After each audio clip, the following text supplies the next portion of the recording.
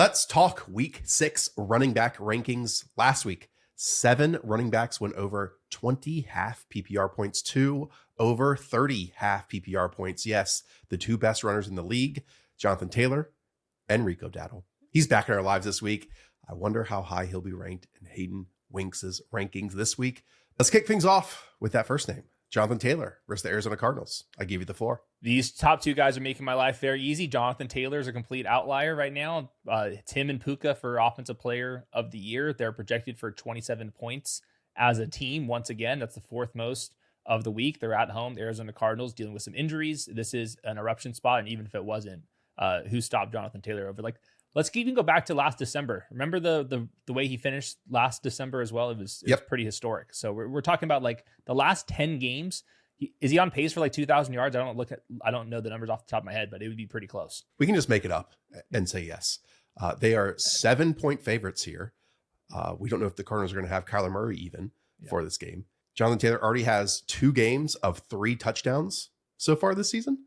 And I will add that Arizona's low-key been good at stopping the run, but we can still look at matchups and who they've played so far through 5, and now it'll be 6 games. This is by far and away their most difficult test on the ground. Yep. Okay, next, if we were just ranking running back scoring, he might be, the running back 26 in rushing points, but number 1 by far and away in receiving points. This is Christian McCaffrey at the Tampa Bay Buccaneers.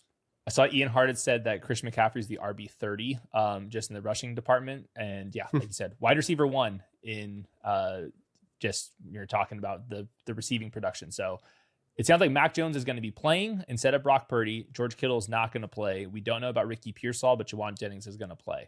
All this to me just means that Christian McCaffrey is going to get peppered through the air once again. I'm kind of waving the white flag on the rushing numbers ever bouncing back. I just think the offensive line has not been very good, and it still does not matter at all because he's going to be so involved in the screen game, actually running routes in the slot and out wide.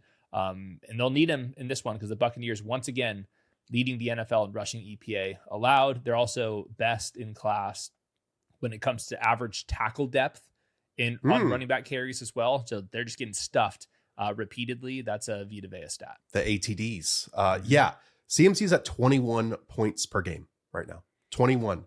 And we can have the conversation when George Kittle gets back, Ricky Pearsall, Jawan Jennings, all these guys about if that's going to impact his receiving production. But it won't this week. Like you talked about, Bucks very good at stopping the run, but they are 23rd in receiving points allowed to running backs so far this season. So let's bring it all back. Speaking of back, Josh Jacobs off of a bye week.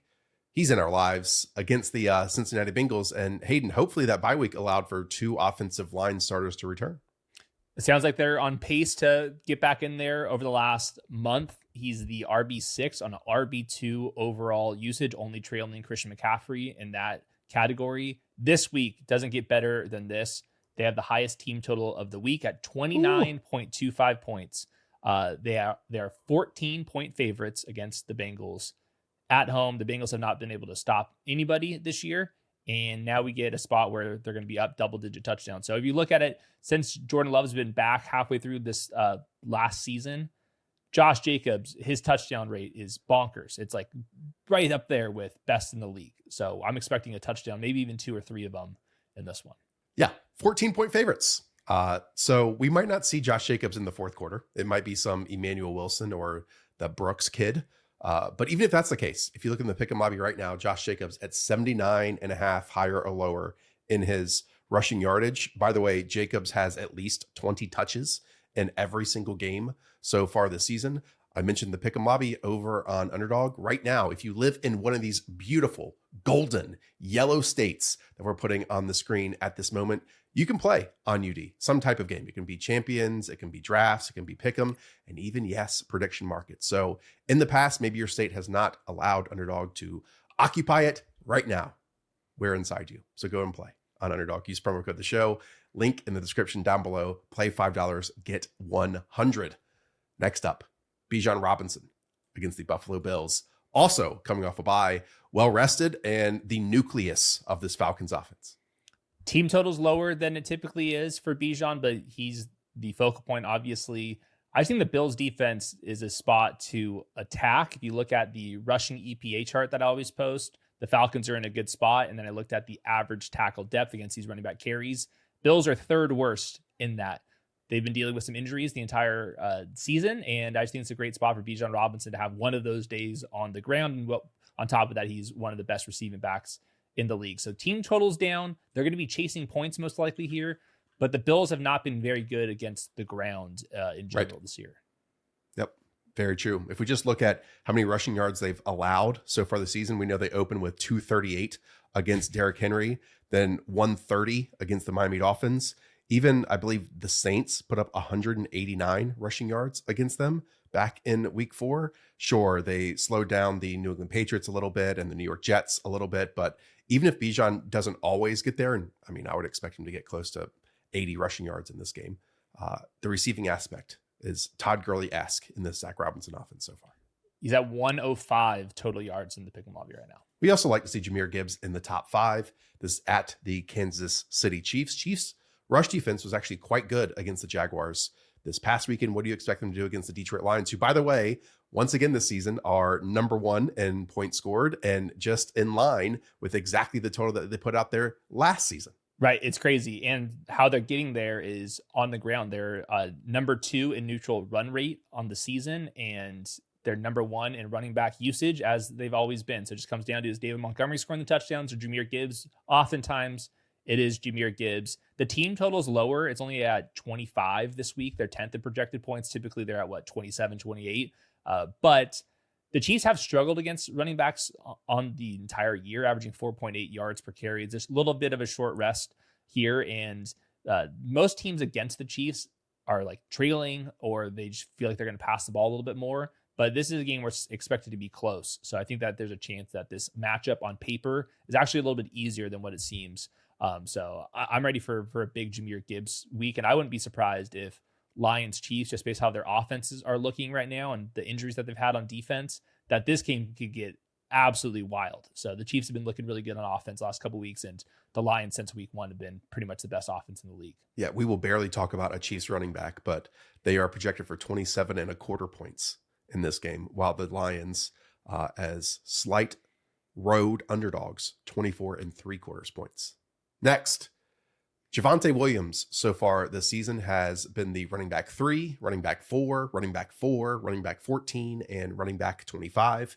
He is running back 9 in consensus rankings, and here for you as running back 6 at the Carolina Panthers. This month, he's running back 3 on running back 5 usage. The Cowboys are 6th in projected points. They face the Panthers, who have been, probably the worst run defense over the last couple of years.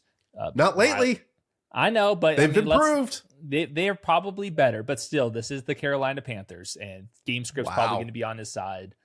Yeah, I mean, there's not a number I can look at from Javonte Williams that makes him rank as the RB9 to me. Like, he's kind of been better than that. This team's been ridiculous. It sounds like the Cowboys at least have a chance to get their left tackle and left guard back in this game. Their center and right guard are going to be out, but that would be a boost. So it's not as bad for Carolina up front this year versus last year. But still, this is just a good positive game script. And the team total is really high at 26.5. Yeah, the Panthers defensive line stuffed the Miami Dolphins last week in rushing, but we know the Dolphins offensive line is quite bad and couldn't just handle the power that the Panthers do have up front. We will see what happens. Like you said, they might be getting some of those injured offensive linemen back, but they're not going to get all 4 of them back. And obviously those guys outplayed our expectations for them last week. They'll need to do that again, but they definitely can do that again. So we'll see. It wouldn't shock me though, if like in back-to-back weeks, if like it was a really good performance for them last week and they do kind of like take a step back and are a bit less efficient or explosive or quality this week.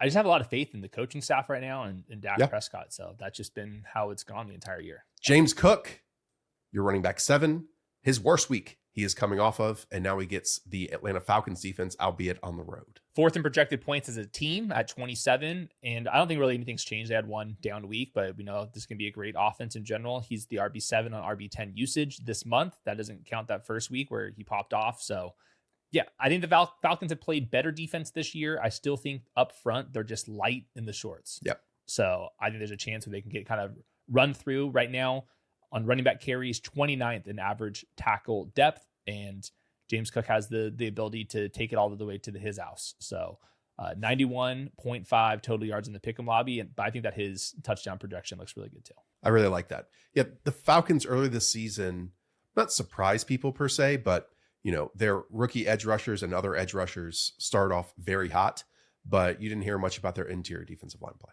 and kind of got pushed around quite a bit in a couple games. So I think that definitely could happen behind this Bills offensive line here in week 6. Next up is Achane, who, if you didn't have such great receiving chops, would have had a miserable week 5. I will say, against this Los Angeles Chargers defense, they're reeling a bit on the ground. I mean, Bill Croskey-Merritt and let's say Cliff Kingsbury and how he designed the run game last week had plenty of edge runs and edge space against this Jesse Minter Chargers defense. But unfortunately, I would say that this Dolphins offensive line is a bit garbage in comparison to the Commanders one. Right. I'm sure that Mike McDaniel studied the Cliff Kingsbury rushing offense from this last week and is probably going to try to do the same outside runs.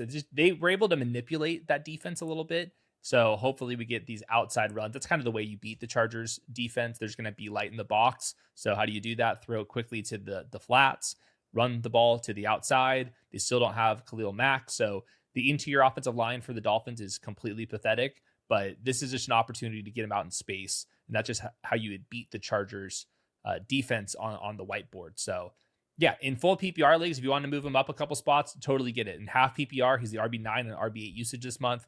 Loses a couple touchdown opportunities to Ollie Gordon, but for the most part, we're here for the target share, 20% target share without Tyreek Hill on the field. Yeah, only behind Christian McCaffrey in terms of team target share. Pretty amazing.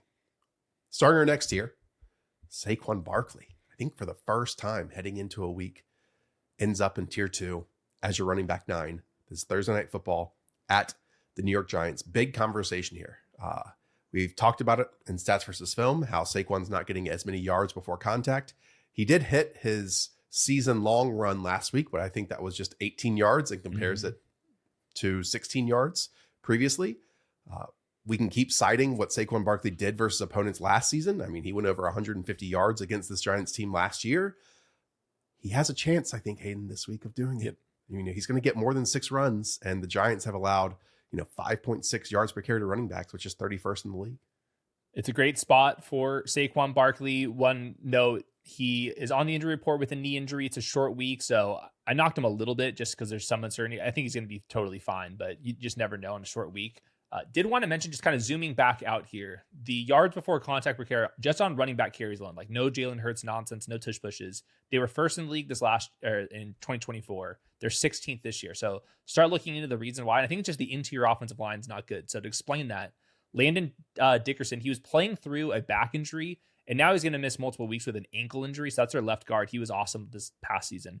Cam Jurgens, going into the Super Bowl and right after it, had back surgery. He was phenomenal last year. And then just a couple of days ago, Cam Jurgens went up on the mic and said that he's not fully healthy. He's like playing through an injury, and he's just not the same caliber player. He's actually getting pushed it back quite a bit this last game, I thought. And then right guard Tyler Steen, he was the backup to Mekhi Becton last year. So I think all 3 of the interior line spots are just worse this year than they were last year.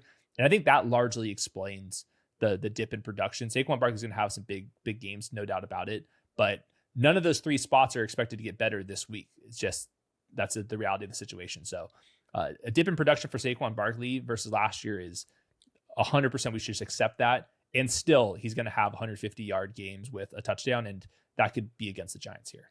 Yeah, I talked on Stats versus Film about how this team is highly successful in the red zone, but they're not having many trips inside the red zone. It was basically the inverse of that last year in the opening 5 games. They were getting to the red zone a lot, but they were only converting 4 touchdowns about 56% of the time. But what helped them were the long Saquon Barkley plays and touchdowns and all that type of stuff. Maybe it comes back here. Who knows? Maybe I'll say that every single week. Most likely. I will add, it could happen. Giants defense 30th in terms of percent of runs faced to gain 10 or more yards so far this season.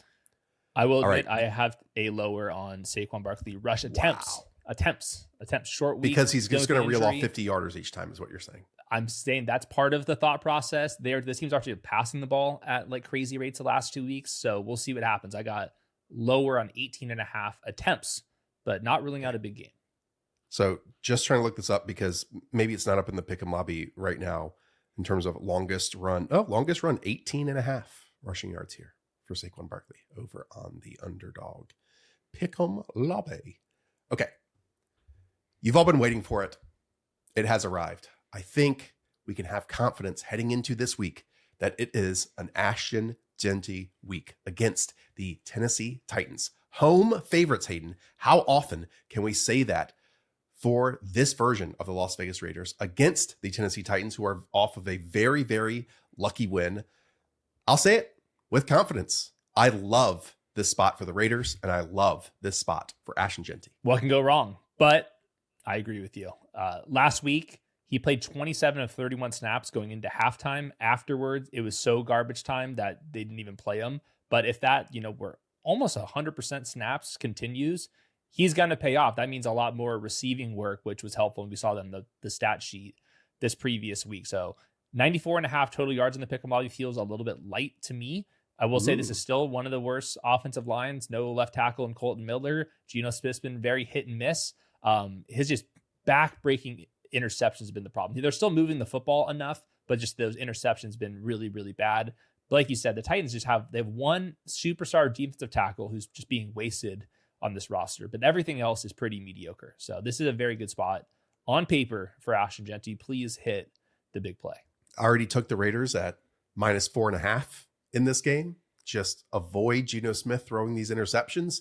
Just be able to block Jeffrey Simmons up front, and you have a tremendous chance. Our buddy Rich Rebar pointed this out, that this Titans defense is allowing a league high 22 rushing points per game to backfields. And we even got Ashton Jeanty involved in the receiving game last week, which is so different, very different than the opening 1-2 weeks of this season.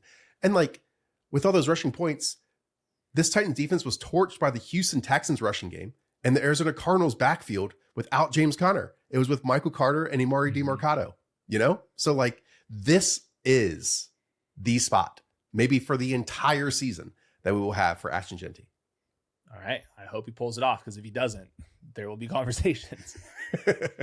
Next, Kyren Williams, your running back 11, is at the Baltimore Ravens, which is kind of a cupcake matchup to bounce back for the fumbles that both he and Blake Corum had last week on Thursday Night Football. Rams are 7th in projected points, up at 26. Get used to it. As long as Matthew Stafford stays healthy, they're just been dominant as a rushing team. The only thing we have to work through here is Blake Corum fumbled. He got benched entirely. Then it was the Kyren Williams show.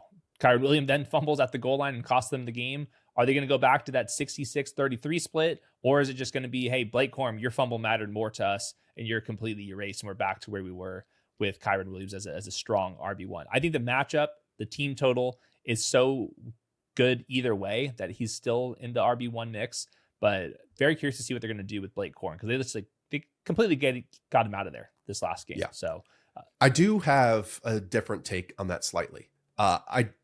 Yes, Blake Corum probably got punished a little bit, but I think the other part of this at play was that the Rams were somewhat chasing that game, or it was very tight and competitive against the San Francisco 49ers. And I think when we see games that are tight and competitive, then Kyren Williams sticks next to Sean McVay a little bit more often. This one should not be tight and competitive if Lamar Jackson is out.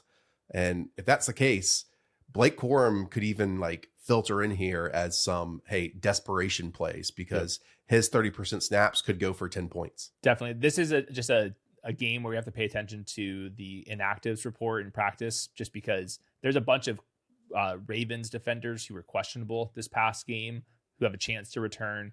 Their star defensive tackle is not going to be coming back, though, and that's what matters most for Kyren Williams. Yeah, this Ravens defense the last 4 weeks, 263 yards and 4 touchdowns to the Detroit's backfield, 131 yards and a touchdown to the Kansas City Chiefs backfield. Impossible 121 yards and a touchdown to the Houston Texans backfield. All right, people. My wife and I just moved into a new home. You know the drill. You get inspections, you get estimates, things to fix, the plumbing, the HVAC, the electrical, the roof, all that type of stuff. If you are going through a similar thing right now, I implore you to add life insurance onto that list. First of all, it's a lot easier to obtain, and it's far, far less expensive. And I'll point you in the direction of Ethos, where you can get up to $3 million in coverage, and some policies are as low as $2 a day that are billed monthly. The reason why it's easy is that it is not complicated and it is 100% online. There is no medical exam required, and you can only answer a few questions, and that's all that you need. You get a quote in as little as 10 minutes. When I signed up for life insurance, someone came to my door at 7:30 in the morning, sat in the kitchen around the dining table with them for an hour and a half. That was not with Ethos. So again, protect your family with life insurance from Ethos. It is much, much simpler. Get your free quote at ethos.com/the show. That is ethos.com/the show. You never think about life insurance. Hopefully this forces you to do that now. Quinshon Judkins is next for you. This is against the Pittsburgh Steelers. Really the third straight road game here for the Browns, and they're only projected for 16 points. They've only scored basically 17 points in games so far this year, and Quinshon Judkins is still hitting 100 yards each time. Right. This is basically as high as I can rank him for a team projected for so few points. This is not an easy matchup against the Steelers, and like you said, the travel on top of that. Most teams do not just go play in division on the road after playing across the pond. So just a really weird spot for Quinshon Judkins. He's just been so dominant. His film is phenomenal. In the last 2 weeks, 17.5, 18.9 expected half PPR points. So he's pretty much too big to fail, and he's also pretty much too good to fail. So I have question marks about the offensive line and the team total and all that, but I've had the same exact question marks when he's been an RB1 for the last month. Only point. In Dillon Gabriel's first start last week, Quinshon was on the field for fewer dropbacks than he has been so far this season. It was previously about 50%, and then that dropped down to about 20% last week. So I'm not sure if they want to get, the Jerome Ford, Dylan Sampson stuff more involved now that Dillon Gabriel's in, but just something to monitor. It's only a 1 week sample so far. That matters, though. I'm going to look into that. Breece Hall against the Denver Broncos, your running back 13. We know that in his first game without Braylon Allen, his workload shot up to about 78% of backfield touches, when that was previously capped at about 68 to 62% of backfield touches. So that's a huge difference. That jumps from split backfield stuff to bell cow stuff. Definitely so. Season high in expected points, basically the equivalent of RB11 usage this last week. And that was when they were, really struggling early on, and then they were in negative game script. So in neutral game scripts, this is the most run heavy team in the NFL. That's going to be mostly through Breece Hall, who got to the second level a lot this last week. The Broncos, much more difficult test for him this week. Jets only projected for 18 points. That's 27th most on the week. Isaiah Davis can steal some of the pass game work, but they're still going to get Breece Hall involved in the screen game and some swing passes as they should. So he's just a high upside rushing threat. I don't believe in the offense whatsoever. Don't like the matchup whatsoever, but they only have so many options to move the football, and Breece Hall is probably second in line for them. So last week they were totally dominated by the Cowboys. Cowboys defense also terrible. I know our account and the Underdog account posted that Justin Fields has scored about 40% of his fantasy points this season in the final 8 minutes of games. Oof. I do get nervous about the final 8 minutes against the Broncos defense versus the final 8 minutes against the Cowboys defense. Right.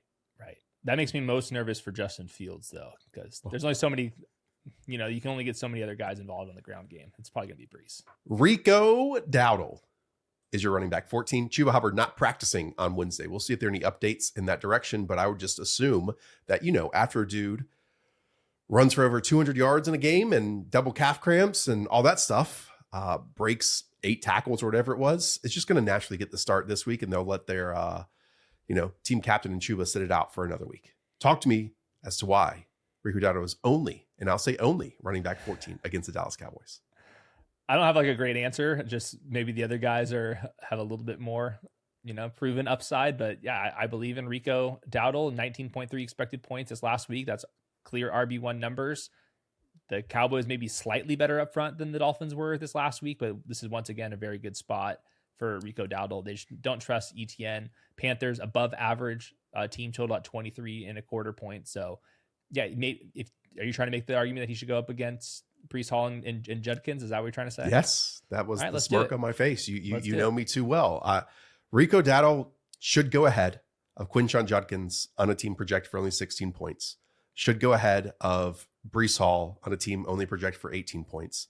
At least 5 to 7 more than those guys, and getting the exact same workload and going up, I would say, arguably against an easier defense, a defense that's, allowing per Reeves 1 fantasy point per touch to opposing running backs so far. So, if Rico gets 18 touches, then that's at least 18 points in his back pocket. That's simple math, but I like it. Let's move him up. Okay. Love it. You're in a happy mood. Rachaad White, running back 15. This is against the San Francisco 49ers. Hayden, I'm looking. I don't see Sean Tucker. It's weird. My mention. Have you checked my mentions? There's a lot of Sean Tucker in my mentions. I will say, consensus rankings still underrating Rachaad White at this point. He's running back 20 for them, running back 15 for you. Talk to me. Well, this is pretty much the same argument that you're going to make for the Rico Dowdle ranking, where Rachaad White, their team totals at 25.5.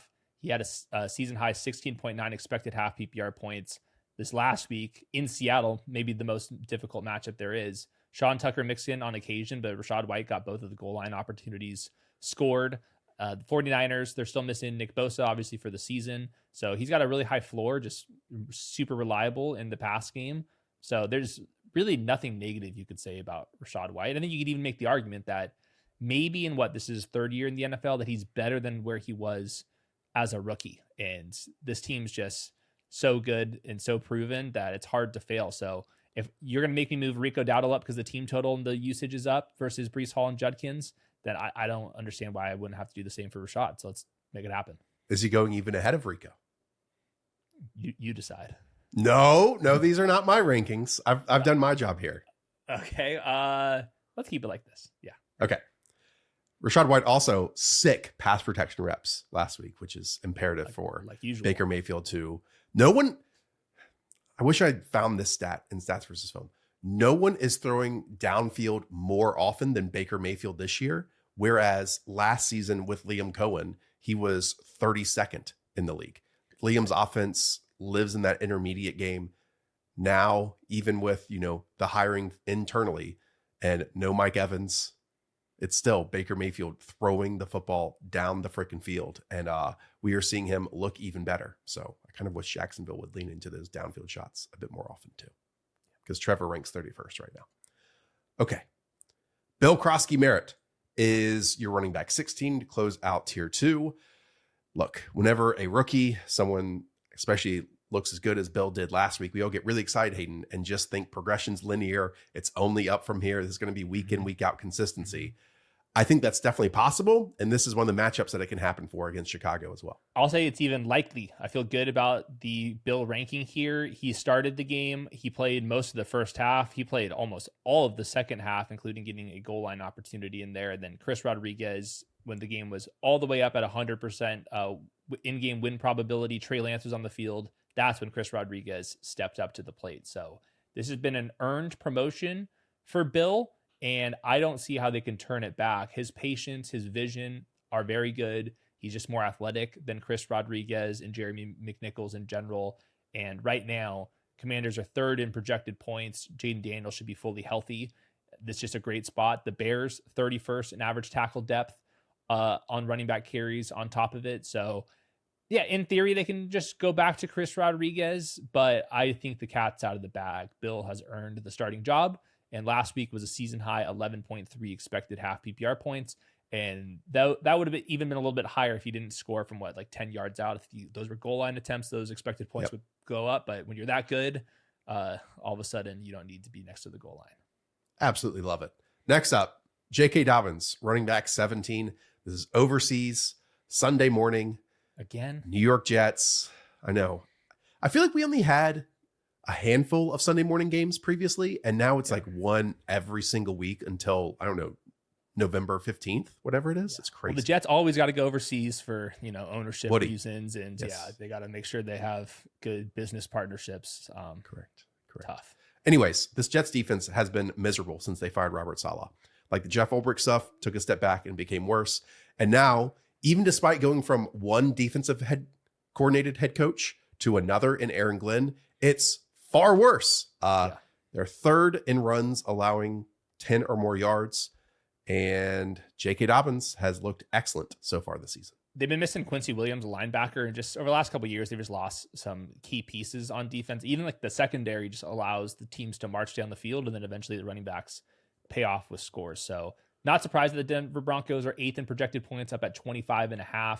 Just a great spot in general, like you're talking about. And he just established himself as the clear early down favorite. They're mixing in RJ Harvey at times, but J.K. Dobbins did absolutely nothing wrong. If you look at all the advanced metrics, he's top 5, top 10 in basically all of them. I think his film has been very good as well. So it's hard for RJ Harvey to like stand out if Dobbins is doing nothing wrong himself. So this month, RB17 and RB23 usage, that's where I'm going to continue with this ranking. I will say last week, the Broncos were kind of chasing that game. It was very neutral. Whereas the previous week, when RJ Harvey did get up to 15 or so touches and played a whole bunch, they were kind of in command. They were controlling that game. So that might be the type of game script we have to have in order for, and RJ Harvey can be effective on those, as we saw, but this one's going to be closer to that than probably what we saw last week, hopefully. Right. I think you could do, I'm not recommending RJ Harvey, but like this would be a spot where you have a chance. Yeah. This is one of those games where Sean Payton sits and he's like, I'm going to draw out 3 plays for RJ Harvey. Like, who's the Joker this week? Yeah. So Travis Etienne, so far this season, had not had a performance worse than running back 18 until week 5, and he was running back 30. And now he ranks as running back 18 against the Seattle Seahawks. It's just like not a floor play per se, but just back-to-back weeks of tough matchups here for Travis Etienne after a nice September. Yeah, really tough spot for him. Seahawks second best in average tackle depth. Jacksonville still projected for 24.5 points. So I don't want to like double and triple count how bad the matchup is. Like right now, if you look at the betting markets, 24.5 points is really good for Jacksonville. And I want to always kind of lean towards that than some matchup based stats. And he's just still getting the rock a ton. They're getting some Bashal Tutin touches out in space. He hasn't been doing quite as much with them recently. So Travis Etienne this month, removing that week 1 game where he went crazy, just this last 4 games, RB19 on RB18 usage. I have him as a running back 18. I feel good about it. As you said, Seattle fantastic at stopping the run. They've actually allowed a lot of receiving work to running backs. So I do wonder if this is where Liam Cohen on the whiteboard is drawing up those running back screens, even splitting them out wide, doing those things that he did in Tampa Bay and did during the first few weeks of the season as well. Ooh, let's look up Travis Etienne's receiving work in the Pick'em lobby, if that's up there. Okay, all right. Not up there yet. We'll report back. Refresh. Everybody refresh. Yes, if you're watching this, I don't know, on a Thursday at this very moment, on this timestamp, check out Travis Etienne in the Pick'em lobby near you and his receiving work, because I think that that'll be funneled in his direction. Next, Cam Skattebo, running back 19 against the Philadelphia Eagles, 7.5 point dogs on Thursday night. And on top of that, Hayden, it certainly sounds like Tyrone Tracy is going to play in this game. He is off the injury report. Cam Skattebo, in his absence, has owned about 75% of the work. Where do you think that's going to land now that Tracy is back? I would ding him a little bit, but I think Tyrone Tracy is going to compete with the Devin Singletary role, which is roughly like the last third of the situation. Cam Skattebo's got the goal line role, and I don't think that Tyrone Tracy or Devin Singletary are ever going to take that away from him unless he keeps fumbling. And he's also electric as a receiving back. We've started to see that in negative game scripts. So yeah, not as clean of a matchup this week, and the usage probably going to come down. This month, though, he's been the RB13 on RB4 overall usage in half PPR. So there's plenty of room for this to go down where he's still very playable. There's nothing about this that I'm loving. The Giants are 28th in projected points. Eagles, short week. Tyrone Tracy's back, but still, man, his usage has been too out of control. So I still have him as a top 20 play. Running back 20 for you is Derrick Henry. After all the names that we just talked about, he's actually running back 15 in consensus rankings, which is shocking to me, because if you take out his, and I don't want to take it out necessarily, but his running back 1 scoring week in week 1 when he ran over the Bills and the Ravens looked like the Ravens. Ever since then, we know the Ravens have not looked like the Ravens, right? He's been running back 59, running back 22, running back 42, and running back 25. We're not really in the camp of saying, hey, consider benching Derrick Henry here. But Hayden, if you have like 3 of the names above, which is entirely possible based on injuries and waiver wire pickups, it's in the conversation. So this month, RB36 and RB27 usage, the success rate has fallen off a cliff for Derrick Henry. I think that there's offensive line issues right now, especially with Ronnie Stanley playing through injury. If he can suit up for this one, this ranking assumes that Lamar Jackson's not going to be able to go. And right now, the Ravens are 26th in projected points. Also wanted to note, they've ran the fewest amount of plays per game in the NFL at 50. The league average about 61. That's a huge chunk of just lost potential production here. So yeah, Derrick Henry could easily have 2 touchdowns here if they get down to the goal line, but that's not, a guarantee to happen. And I think there's a chance the Rams, if they can't get their defensive players back, that this is a straight up blowout. And then it's just some Justice Hill. So I'm factoring some of that in. This is just, he has some games where he scores 2.8 fantasy points. He has some games where he has 25.8. So I'm trying to even all that stuff out. But like you said, it's possible that he's on your bench. I think that's a reality that we can live in. Kind of feels like the Ravens know the reality that this is going to be a lost week for them. Then they get a bye and like their season just resets after the bye week. And then that's when they win the AFC North. So I'm just keeping that in mind. I'm not saying Derrick Henry is going to flatten out and like be really bad this week. But on top of this, Rich Rebar had one of the best stats of the week, that running backs have only scored 25% of the points allowed by the Rams defense so far this season. And the Rams defense has already faced Saquon Barkley, Jonathan Taylor, and Christian McCaffrey. Damn. And those are like good offenses and good players. And Derrick Henry is a good player on a bad offense who's also extremely limited in the receiving game in comparison to Saquon and CMC. So nothing that is happening this week is making me think that this is the bounce back week for Derrick Henry. But it does make me believe that maybe during his bye week, after another down week, he could be a really nice trade target for people out there. Okay, I like that a lot. Still the favorites in the division. Yes. Ken Walker III is your running back 21. This is at the Jacksonville Jaguars. We talk about it all the time. K9 is running for 10 plus yards on 16% of his carries in comparison to Zach Charbonnet, who's running for 10 plus yards on 2.1% of his carries. But they're sticking with it. I've kind of just, that's just until proven otherwise. I'm anticipating that's going to be the case in the 4 games with Charbs. Kenneth Walker is averaging 9.6 expected half PPR points, which is equivalent to RB27 usage. We know he's efficient, so I'm ranking him definitely higher than where his usage should be. This is, I think, a decent spot. Jacksonville's been good, and they're taking the football away from opposing defenses. But we'll see if Trayvon Walker is going to play. He had wrist surgery before this last game, did not play in that one. If he's out there, that's a big deal. He's one of the best. I think he's a very good edge rusher, but he's like particularly super physical against the ground game. So we'll see if he plays. That'd be something where I might tinker his ranking up a spot or 2, depending on that. But Seattle right now, 23-point team total in Jacksonville. So average environment for him, I would say. And I just trust that he still has the option to hit up a big play.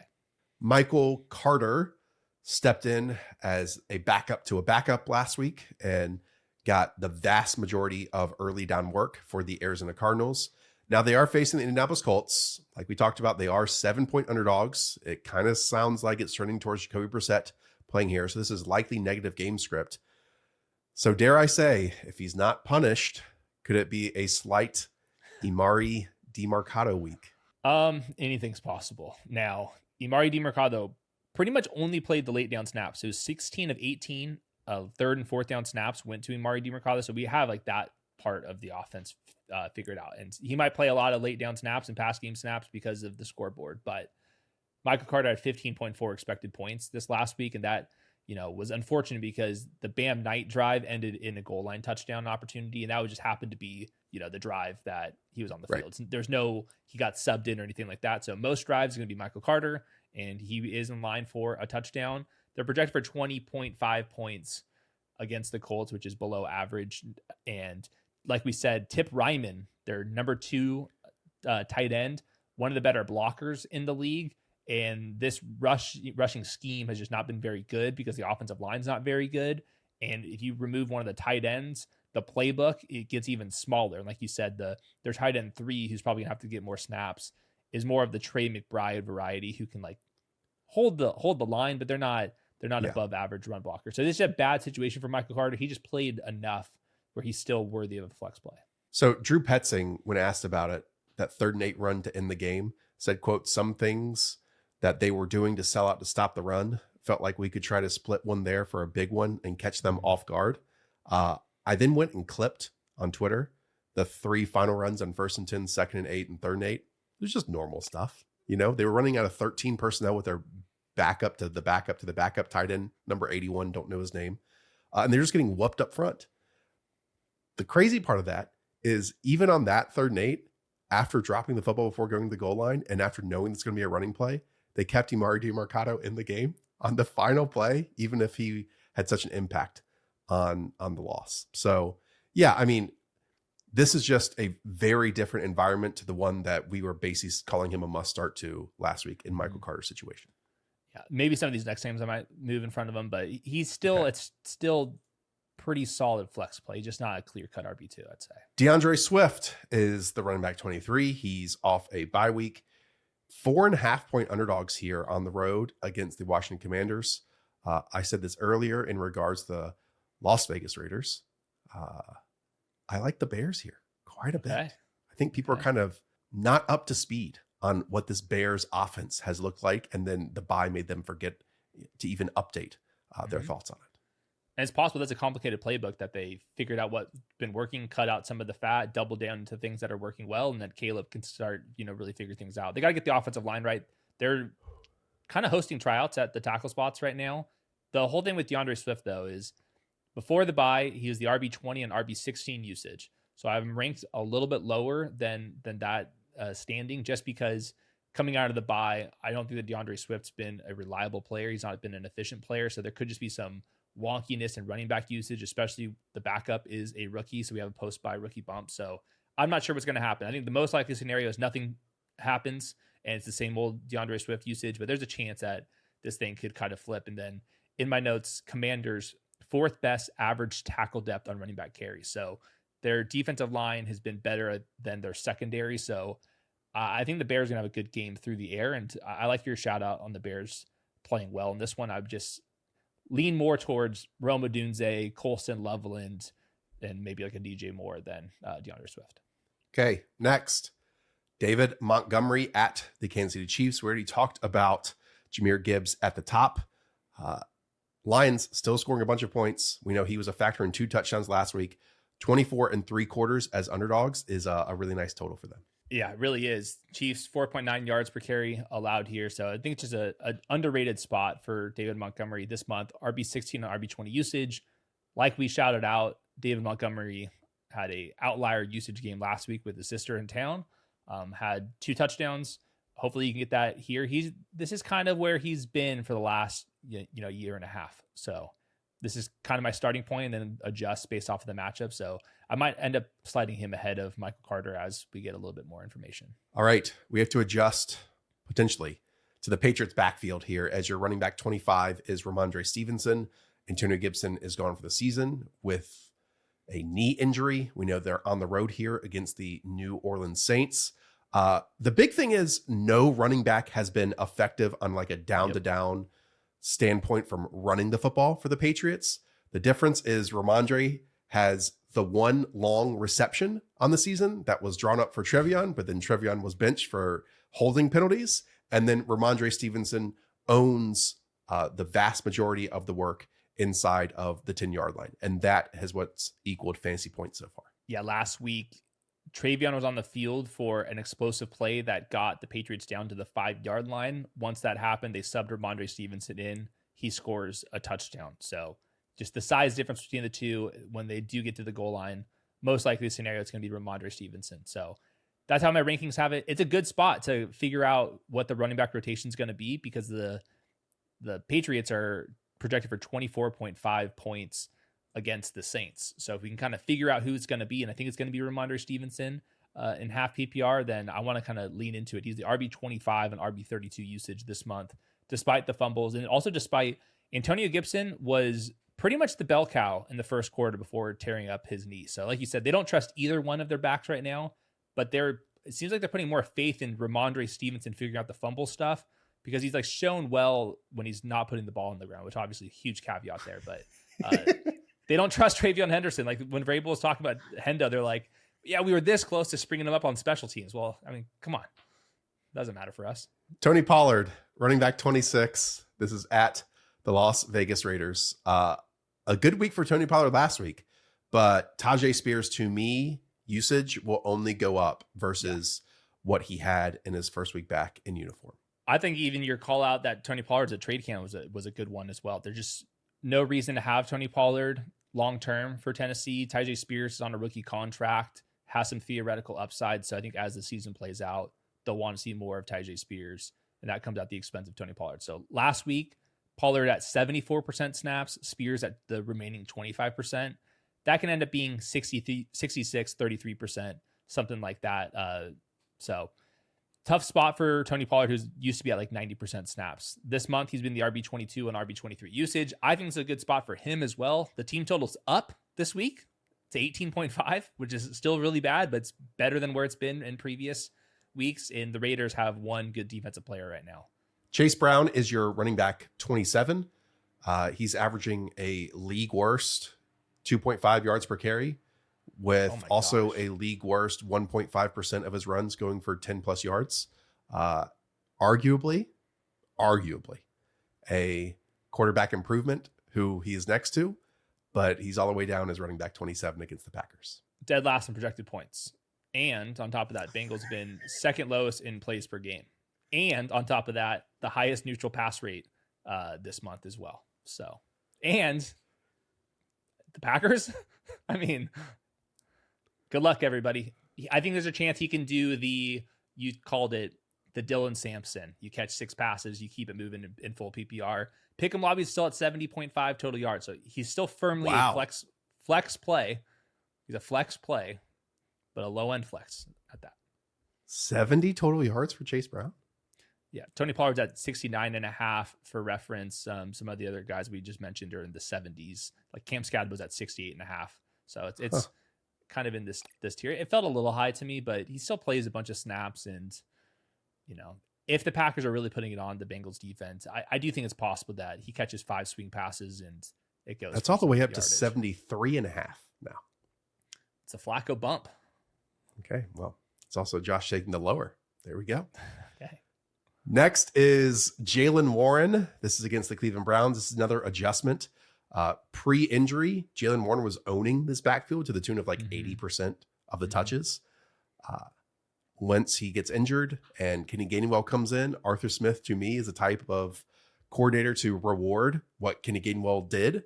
Right. And if that's the case, then I'm not saying Jaylen Warren's going to go to 0, but really all that he was doing well was getting volume. And it wasn't really being efficient other than that one sick, explosive catch that he had earlier in the year. Which was scramble drill, not by design or anything like that. Credit where it's due was, I think, still probably the best running back play of the season. But on the ground, just carries alone, he's been one of the least efficient backs in the league. I think that's an offensive line stat. Kenny Gainwell made the most out of it in his situation. So this is currently a vibes-based ranking, waiting to read more reports to see exactly where they're going to go. In theory, you have post by rookie bump Caleb Johnson eventually too. So there's just a lot of uncertainty with Jaylen Warren, who I think profiles as a committee back. Same thing with Kenny Gainwell. Same thing with Caleb Johnson. So I think as the season plays out, it's just going to become more and more of a committee. And veteran incumbent gets September, but that kind of wears off as the season continues. Alvin Kamara also is someone who's seen his workload change. I mean, he was up at 82% of the touches in week 2, and that's dropped down to 52% in week 5. On top of that, Kendre Miller has been one of the best ball carriers after contact in the league this season. So it would make sense for a team that is 1-4 right now to get a little bit more work of their younger back.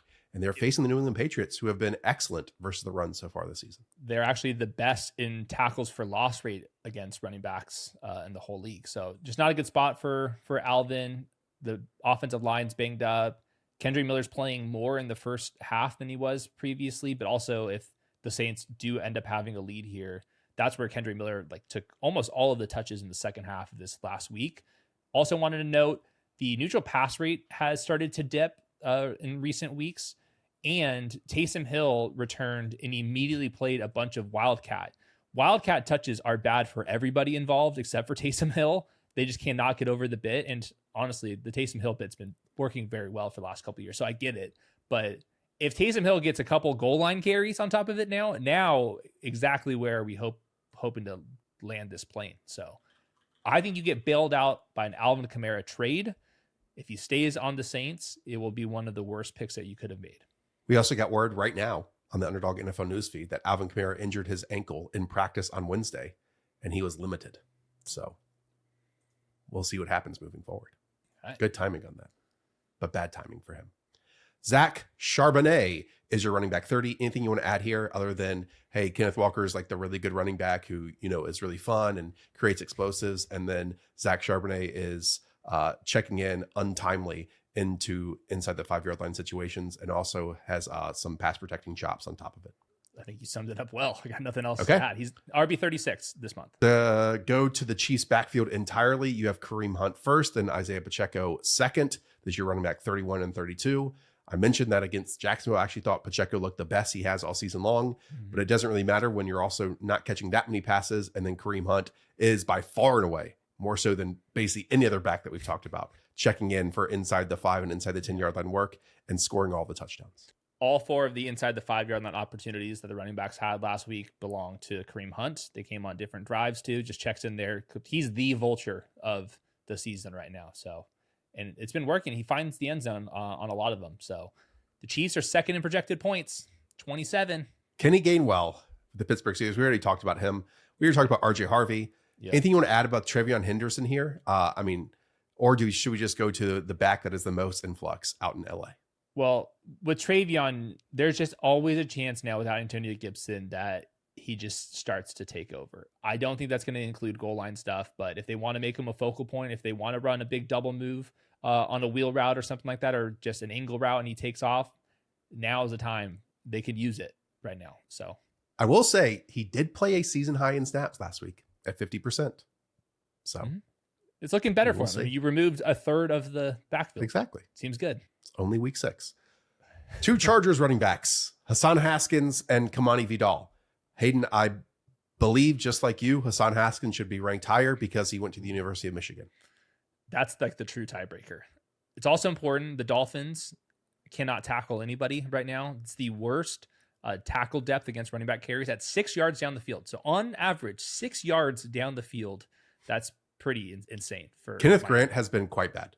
He has been bad. I was going to mention the Dolphins have spent 3 first-round picks on defensive linemen over the last 5 years. All of them are on their rookie contracts, and they cannot stop the run, and they can't rush the passer. So if you're wondering why the Dolphins they paid have Zach regressed, Sealer. He's been much worse this season too. Like it's been real rough. Yeah, if you're wondering why the Dolphins are struggling and you want to fire Mike McDaniel, well, maybe look at all the defensive and offensive line investments they've made, and tell me if you can find pretty much like any hits right now. It's been really bad. Hassan Haskins is the early down rusher. Kamani Vidal is going to compete with Nyheim Hines, who they just signed. I think that's the thing that I'm breaking ties. Vidal and Nyheim Hines are all the same. Hassan Haskins is a different back. I like some differentiation because Nyheim Hines can go split time with Kamani Vidal for all we know. It sounds like a joke, but Hassan Haskins going to Michigan, I think, is the tiebreaker. Totally matters. I'm totally being serious. Matters. It totally matters. And yeah, I mean, Nyheim Hines, I think is going to see a bit of run. He was with this team in training camp, if I'm not mistaken. And then, if they get near the goal line, we know that Justin Herbert has been running the football and passing the football at a high rate in that area, but Haskins will get that work for sure there.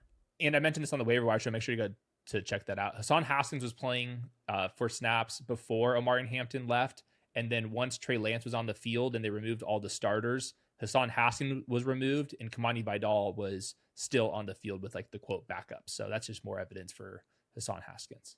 Okay, we close it out with Kendre Miller, who we already discussed, and he's running back 38. And maybe that's even going to be higher if It will be. Alvin Kamara gets banged up. If that happens, then would Kendre Miller go ahead of at least Jaylen Warren? I mean, in that range. Rhamondre Stevenson, he's an early down grinder type with cool touchdown opportunity. So yeah. Go and pick him up. We've highlighted his tape a couple times in Stats versus Film. He's been really good. Dennis Allen hated Kendre Miller, and Kellen Moore has obviously showcased what Kendre Miller can do. He likes him. On the mic, Yes. he says, like, I love Kendre Miller. He's big and physical, and he runs the ball well. All right, sold. And it's all true with our It eyeballs. is. That's going to do it. Okay. Thursday, trade show with Faraz. You have been enjoying it, and trades are still rolling in. So tune into that episode. And then Friday and Saturday, wide receivers, quarterback, and tight end rankings. And then we do it all over again, most likely on Sunday morning, if we're still here, if I can ever get over whatever is intruding into my nasal passages at this moment. There it is. Shout out to Mosho. Shout out to Weave. Shout out to Hayden. Shout out to all of you for going to play on Underdog. By the way, the pick'em entry that I have, Ashton Jeanty, higher 72.5 rushing yards. Josh Jacobs, higher 79.5 rushing yards. Saquon Barkley, higher 18.5 longest rush. And Chase Brown, lower 73.5 total yards. There it is. 41 states. Underdog is in. Go play on the Dog app. Play $5. Get 100 if you're a first-time user. Up the Ville. We'll talk to y'all soon. See you.